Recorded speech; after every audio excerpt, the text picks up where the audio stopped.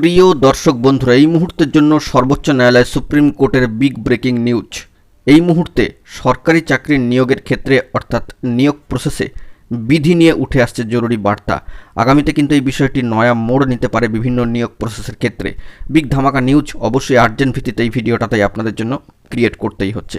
সর্বোচ্চ ন্যায়ালয় সুপ্রিম কোর্টের এক্সক্লুসিভ খবর আপডেট। এসএসসি এসএলএসটি ওবিসি মামলার পাশাপাশি সরকারি চাকরির নিয়োগের ক্ষেত্রে বিধি নিয়ে জরুরি বার্তা উঠে এসেছে। অবশ্যই সেই বিষয়ে আর্জেন্ট তথ্য প্রোভাইড করছে। ভিডিওটিকে শেষ পর্যন্ত ওয়াচ করবেন, চ্যানেলটিকে অতি অবশ্যই সাবস্ক্রাইব করে নিয়ে সঙ্গে থাকবেন। চলুন কথাবার্তা না বাড়িয়ে মূল টপিকে ফোকাস করে সম্পূর্ণ বিষয়টিকে আমরা একটু জেনে নিই। বন্ধুরা, কোনো সরকারি চাকরির নিয়োগ পদ্ধতির ক্ষেত্রে নিয়মকানুন কিন্তু হঠাৎই বা আচমকা নিয়োগ প্রসিডিওরের মাঝখানে বদল করা যায় না, এটা আমরা সকলেই জানি।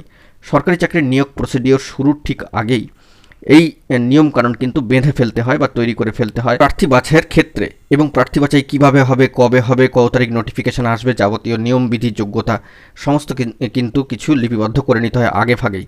তাই গেজেট আকারে সমস্ত বিষয়টা চলে আসে। কিন্তু নিয়োগ সংক্রান্ত বিধি বদল করতে হলে তার নিয়োগ প্রক্রিয়া শুরুর আগেই করতে হবে, নোটিফিকেশন আসার কিন্তু পরে নয়।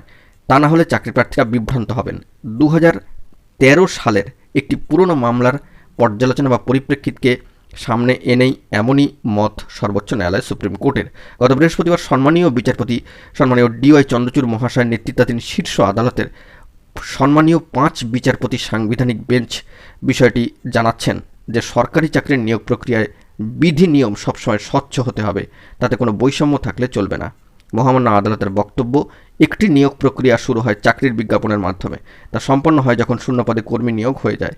যদি আগে থেকে নিয়ম না থাকে তাহলে এর মাঝে নিয়োগের মানদণ্ড বা বিধি নিয়ম বদল করা কিন্তু যায় না।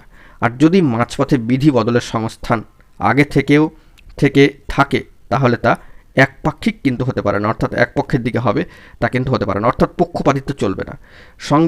সম্মানীয় সংবিধানের 14 এবং 16 নম্বর ধারা অনুযায়ী এবং এর সঙ্গে সাযুজ্য বা সামঞ্জস্য রেখেই বিধি বদলের অনুমতি দেওয়া যেতে পারে। 2008 সালে সরকারি চাকরি নিয়ে সম্মানীয় কে মঞ্জুশ্রী বনাম অন্ধ্রপ্রদেশ সরকারের মামলায় সুপ্রিম কোর্টের রায় বলেছিল যে নিয়োগ প্রক্রিয়া সম্পন্ন হওয়ার পরে নিয়োগের মানদণ্ড বা বিধি বদল করা যায় না। অত্যন্ত গুরুত্বপূর্ণ খবর, কার্যত সরকারি চাকরির নিয়োগ প্রসিডিওরের ক্ষেত্রে বিধি নিয়ে বড় বার্তা উঠে আসলো সর্বোচ্চ ন্যায়ালয় সুপ্রিম কোর্টের। আগামীতে এই বিষয়টি কিন্তু প্রভাব ফেলতে পারে, বা কতটা ভবিষ্যতে প্রভাব ফেলবে না ফেলবে নিয়োগ প্রসিডিওরের ক্ষেত্রে সেটাই এখন দেখার বিষয়।